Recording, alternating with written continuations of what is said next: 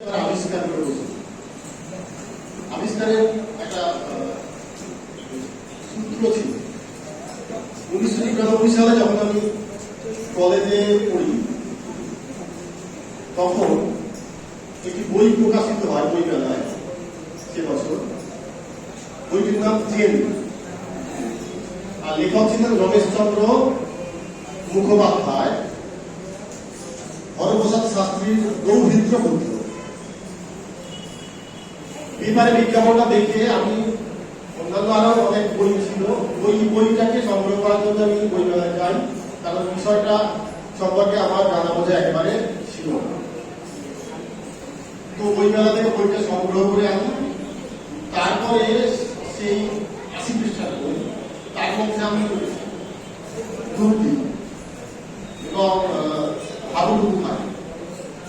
তো সেই 94 সাল থেকে এখনো পর্যন্ত যে বিষয়টা আমার মাথার মধ্যে কাজ করে। অন্যান্য অনেক কিছু করি, অনেক রকম কাজ করি, কিন্তু তার মধ্যে যে বিষয়টা কোনো হোক না কোনো ভাবে আমাকে জাগিয়ে রাখছে।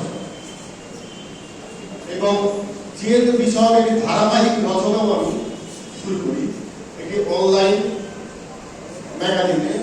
সেটা প্রায় 2 বছর ধরে মাসে মাসে প্রকাশিত হয় এবং 80% কাজ প্রায় শেষ। ওই 20% আমি বসতে পারবো জানি না, কারণ বসতে গেলে খুব সমস্যা হয়। যে বিষয়ে পড়াশোনা করতে গিয়ে আমি হানসান নামের একজনকে খুঁজে পাই। তো হানসান আসলে একজন চীনা যুবক। তিনি 30 বছর বয়সে সমাজ সংসারের প্রতি বীতশ্রদ্ধ হয়ে, আরো অন্যান্য আনুষঙ্গিক কারণ ছিল, রাজনৈতিক, আর্থসামাজিক। তো উনি চলে যান তিয়েনতাই পর্বতের একটি গুহা। সেই গুহার মধ্যে উনি বাস করতে শুরু করেন। আর যেখানে ছিলেন তার থেকে প্রায় 8-10 কিলোমিটার নিচে একটা পথ ছিল, বৌদ্ধ পথ, কুয়োচিং পথ।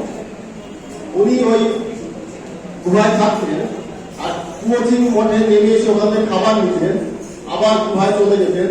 ওখানে নির্জনে বসে উনি চীনের যে নিজস্ব কিছু দর্শন আছে, তাও এবং যেটাও ওই যে ভারত থেকে যাওয়া বৌদ্ধ ধর্মের বাইপথ, কিন্তু ওখানে চ্যান বা চান নামে পরিচিত পায় এবং ওটাও জনপ্রিয় হয়ে ওঠে। তো সেই এবং কনফুসিয়াস ছিলেন ওঠে, লাও তসে।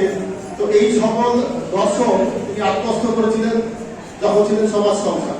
সেগুলো তার মাথার মধ্যে কাজ করে যেতে থাকে। উনি লিখতে থাকেন পত্র, ছোট ছোট পত্র, 8 লাইনের পত্র, এবং কোনো খাতায় নয়, কোনো কাগজে নয়। যে গুহায় থাকতেন, ওই গুহাটার নাম দিয়েছিলেন হান সান। চৈনিক ভাষায় হান মানে হলো শীতল, ঠান্ডা, আর সান মানে পর্বত বা গিরি। তো ওই হান সান নাম দিয়েছিলেন গুহাটি। সেই থেকে উনিও পরিচিত হন হান সান নামে। তার প্রকৃত পরিচয় এমন কিছু জানা যায়নি। ওই লেখাগুলো পরবর্তীতে সংকলিত হয়। যা হোক, আমি চীনা ভাষা জানি না এবং ইংরেজিও খুব বেশি জানি না, কিন্তু এমন এক প্রবল তাড়নার সম্মুখীন হয়েছিলাম যে আমি ওকে পদ্যের পরিবেশন করেছি। তার কবিতার পদ্যের সংখ্যা 311টি সর্বসাধারণে। আমি তার মধ্যে থেকে বেছে বেছে 80টার মতো অনুবাদ করছি এবং মাত্রাবৃত্ত ছন্দে পর্যায়ক্রমিক নিয়ম দিয়ে চেষ্টা করেছি তার যে বক্তব্য সেটা একেবারে অক্ষুণ্ণ রাখতে। আর আরো এক বিষয় ব্যক্তিগত, আমি একেবারে আপাতত ইংলিশ সরকার ছেড়ে পড়ার সময়। তো করোনার সময়ে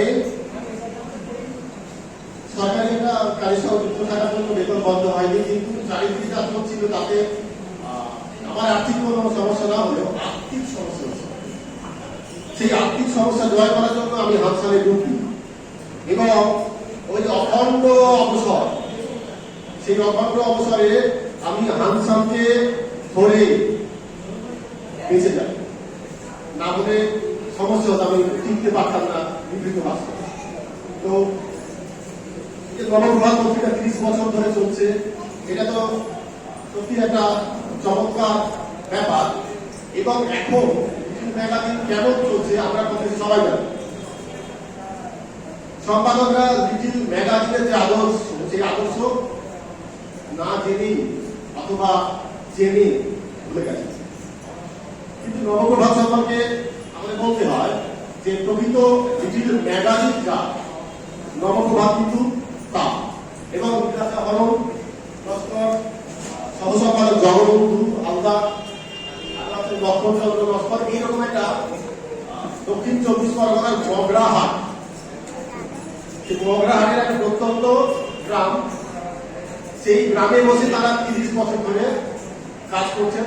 আর আমাদের সম্পাদনা জানিয়েছে তার জন্য আমি বলি, কারণ খানসানের ধ্বনিমালা আমি প্রতিধ্বনিত করেছি মাত্র, আমি আমার এই সম্পাদনা খানসান। সবাই ভালো থাকবেন, ধন্যবাদ।